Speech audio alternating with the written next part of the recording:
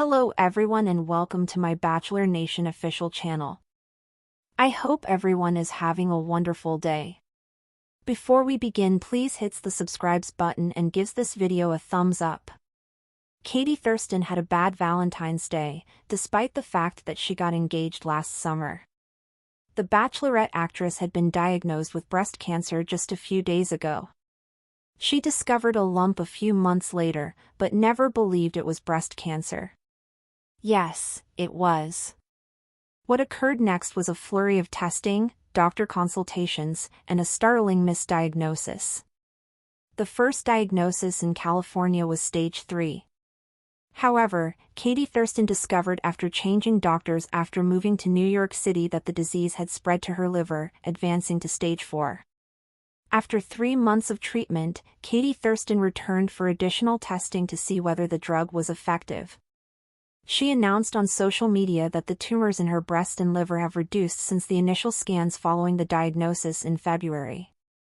Stage 4 is a frightening diagnosis, and many people believe it is a death sentence. Some cancer patients make bucket lists of things to do before death. But not Katie Thurston. She refuses to make one. Katie Thurston discusses her cancer struggle on her primary Instagram feed and the Booby broadcast channel she started. She is connected to a number of other women who are currently or have previously battled breast cancer. I have been granted the gift of today. I want to chase the small moments. The Bachelorette star stated that she would prefer rollerblade in Washington Square Park than climb Mt. Everest or take dancing lessons with her husband, Jeff Arcuri, rather than skydiving. Katie Thurston frankly acknowledges she is dying. We all are, she pointed out. However, she does not want to focus on running out of time. Instead, she wants to emphasize a new appreciation for time. Katie Thurston had always believed in the power of timing. As someone who found fame as a contestant on The Bachelor and later led her own season of The Bachelorette, her romantic life was constantly under public scrutiny. But behind the scenes, she was a woman who still believed in love, growth, and the idea that the universe placed people and events in her path for a reason. So when she got engaged to comedian Jeff Arcuri in the summer of 2024, she felt that her life was finally aligning. Jeff, with his dry wit and quiet strength, grounded her in a way that no one from Bachelor Nation ever had. Their connection had been instant, but their commitment was built over months of quiet support, shared laughter, and long walks through New York's Greenwich Village. By the time Valentine's Day rolled around, Katie expected a peaceful evening with Jeff. Maybe a cozy dinner, a comedy show, or a late-night stroll through Central Park. What she didn't expect was to spend the week before V-Day in and out of oncology clinics, reeling from the news that would forever alter the trajectory of her life. Her diagnosis came just days before the holiday. It had started with a small lump she noticed in the shower sometime back in November. At first, she brushed it off. She was young, only 34, and healthy. She didn't smoke, rarely drank, and exercised regularly. Breast cancer didn't run in her family. When the lump didn't go away by Christmas, she scheduled a mammogram just to be safe. She didn't tell anyone, not even Jeff, because she assumed it would amount to nothing. The initial tests in Los Angeles had been confusing and inconsistent. Doctors first believed it might be a benign cyst. Then, an ultrasound revealed something more concerning. A biopsy was scheduled. Within a week, she received the results: breast cancer, stage 3. It was aggressive and had already reached her lymph nodes. The oncologist in California laid out a treatment plan involving chemotherapy, surgery, and possibly radiation.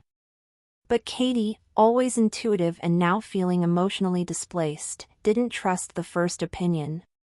She had already been contemplating a permanent move to New York City to be with Jeff full-time. The diagnosis solidified her decision. She packed her apartment and flew across the country before starting any treatment. In Manhattan, she sought out a second opinion at Memorial Sloan Kettering. The battery of tests that followed, PET scans, MRIs, blood work, offered a clearer but far more devastating picture. The cancer had spread to her liver. Stage 4. The words landed like ice water. That week in early February felt like a dream she couldn't wake up from. Katie sat in the waiting room while other women, some visibly frail and others wearing colorful scarves over their bald heads, leafed through magazines or clutched coffee cups with trembling hands. The reality of her new life started to set in. She wasn't just a reality TV star anymore. She was a stage 4 breast cancer patient. Jeff was with her when she got the news. He didn't cry. He didn't crumble. Instead, he squeezed her hand, kissed her forehead, and whispered, "We'll get through this." And from that moment on, Katie knew she wouldn't be alone. The world outside might have viewed their relationship as whirlwind or unconventional, but Jeff proved he was in it for the long haul. He became her rock. Treatment began almost immediately. A targeted therapy cocktail was recommended, part immunotherapy, part chemotherapy. Katie's oncologist, Dr. Chavez, emphasized that while stage 4 was technically incurable, it was not necessarily untreatable. Many women lived for years, sometimes decades, with metastatic breast cancer.